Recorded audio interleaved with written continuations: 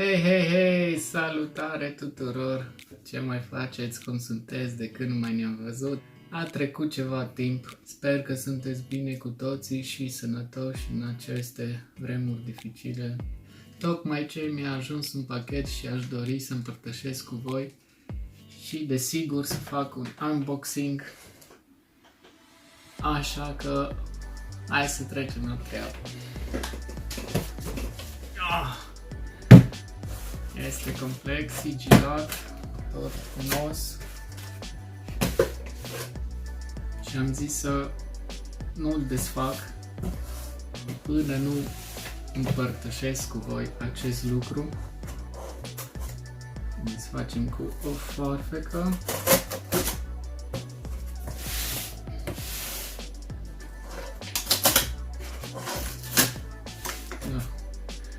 Nu am aici un cutter, așa că voi folosi această foarfecă. Bun. Desigur, aparatul de masaj Theragun. De fapt, e pistol. Un pistol de masaj prin percuție, da? Așa ceva. E prim contact, așa că nu o să vă zic foarte multe, doar o să vedem ce se află în cutie, așa cum vine pachetul complet. Și rămâneți cu mine până la finalul videoclipului. Ok, hai să vedem. Așa vine.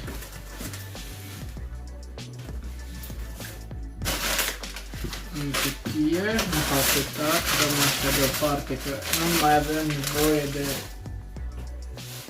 ele. Și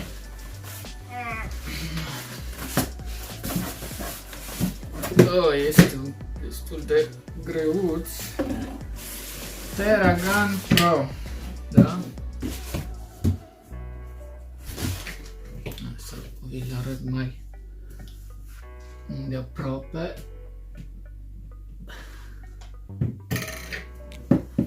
Așa. Theragun Pro Smart Percussive Therapy Device. Ok. Deci îl vom putea conecta și prin Bluetooth la aplicație. Cred că va trebui să o downloadez. S-a focalizat așa. Și hai să vedem ce găsim înăuntru. Aici lateral arată cu ce vine. Ok. Super tare.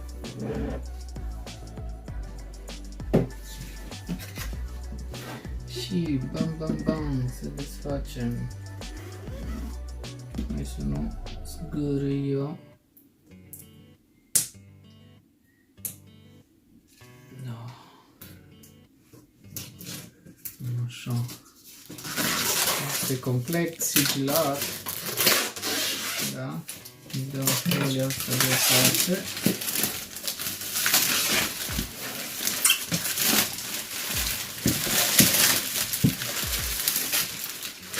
Ok. De unde se desface? De aici? Nu, de unde? Cred că se lasă așa în jos. Da. Și se ridică. Super.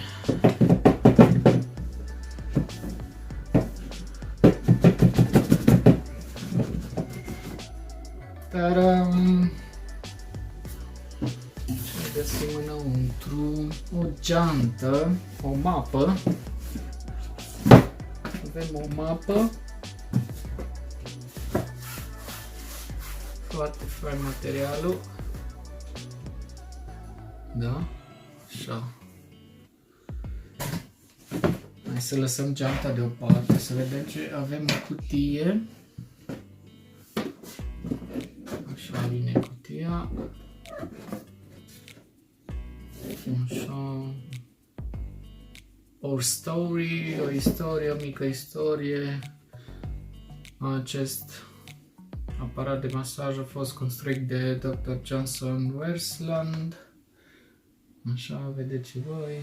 Dacă vreți să citiți, puneți videoclipul pe pauză și o să vedeți și voi mai multe despre ce e vorba. Iar în cutie avem așa încărcătorul și să vedem ce se află pe aici. Da, asta pare să fie încărcătorul cu țiplă frumos. Docul de încărcător unde vine încărcate bateriile, da?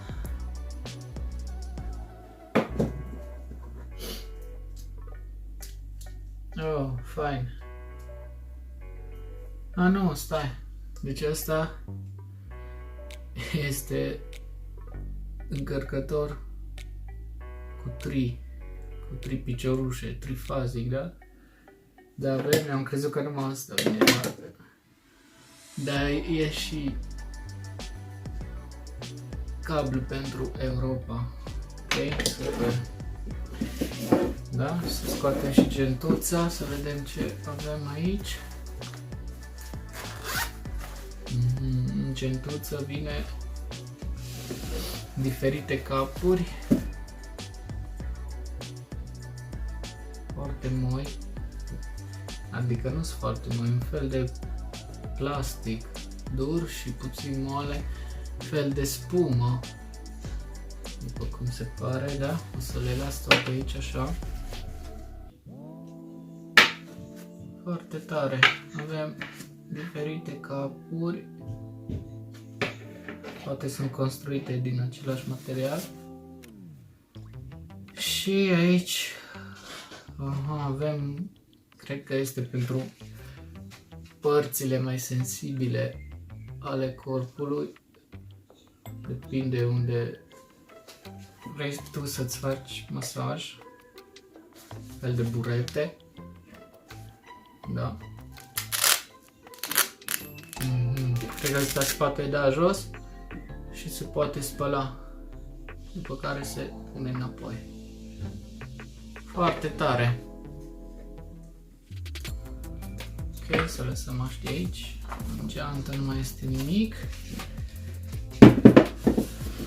Nu mai este nimic aici în cutie. Bun, lăsăm și cutia la o parte și să vedem ce avem în geantă. Desigur, este pistolul de masaj. Ce se poate afla altceva în el? Așa. Foarte, foarte tare. Ce mai avem aici? Acesta este pistolul. Se zice că are 1,5 kg din câte știu și am văzut din celelalte videoclipuri de pe YouTube. Am uitat așa în mare. Foarte plăcut la atingere. Foarte bună prindere din anumite poziții. Am înțeles că se poate prinde și așa și depinde de unde vrei tu să îți faci masaj. Să vedem ce se mai află în cutie. În burete. Iar aici avem două baterii, adică o baterie care va fi în Teragan, o baterie care va pune aparatul în funcțiune, da? Să-l și ok. Bun, am pus o baterie și mai avem încă o baterie de rezervă, da? Iar aici, ce avem noi aici? Manuale sau ce o fi oare?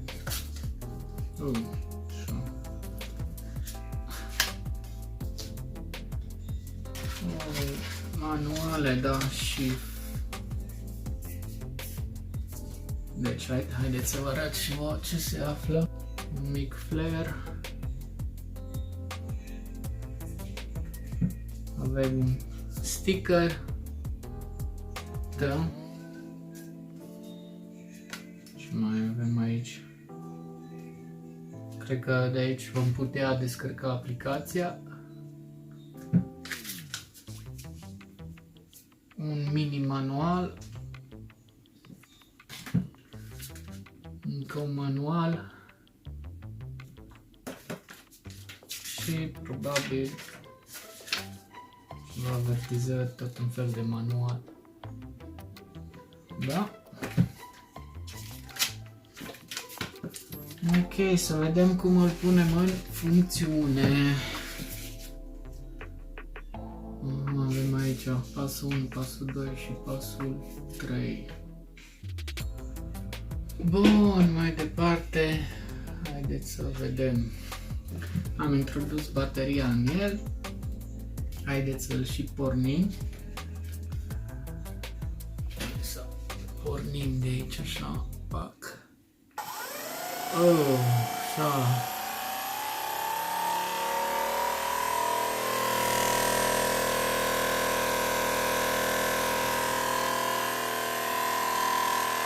Dar putem să reglăm și nivelul de viteză. Acum e pe 2400 de rotații pe minut. Hai să lăsăm.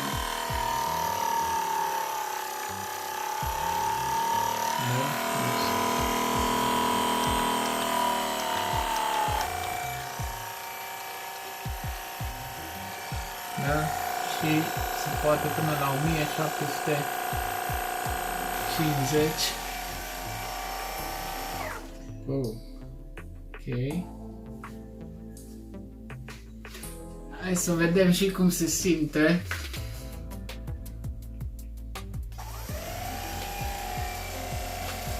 Oh.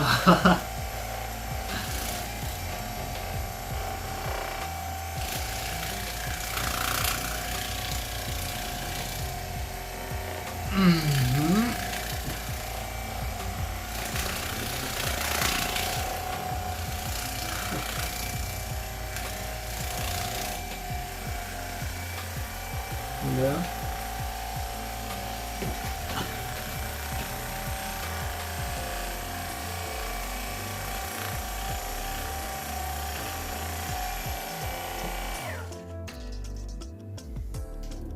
De aici se poate și regla, da, din butonul ăsta. Are 3 poziții. Poți folosi și așa, ori așa, ori așa. Poate foarte tare. De aici va ieși bateria ca să o putem încărca.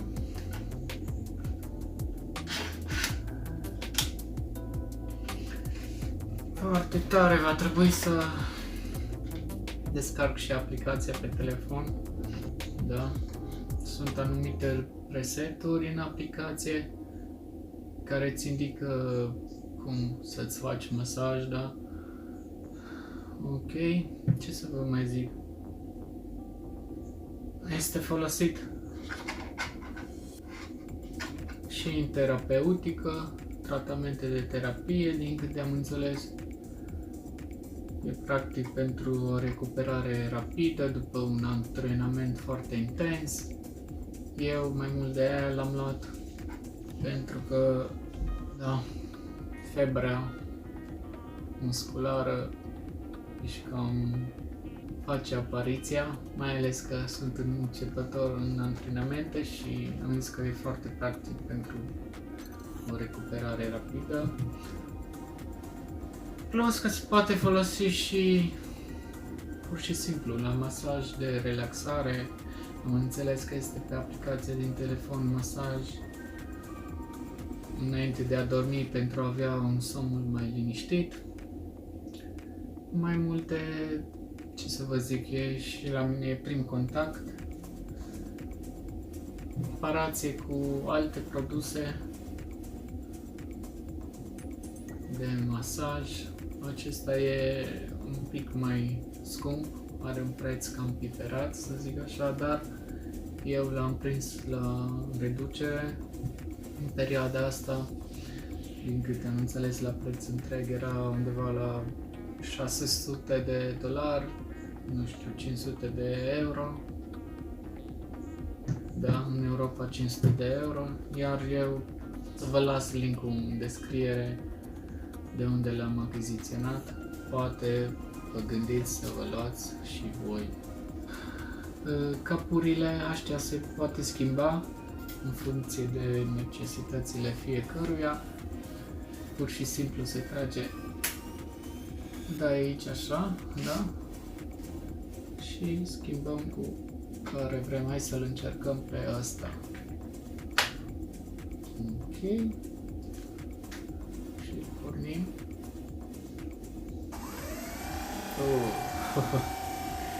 Asta toacă tot.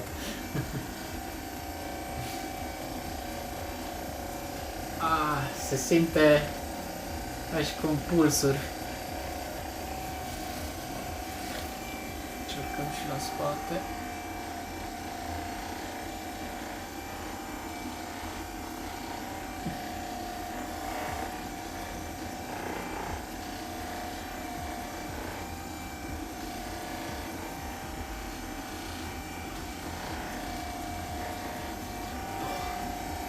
Se simte foarte bine, mii și mii de pulsații.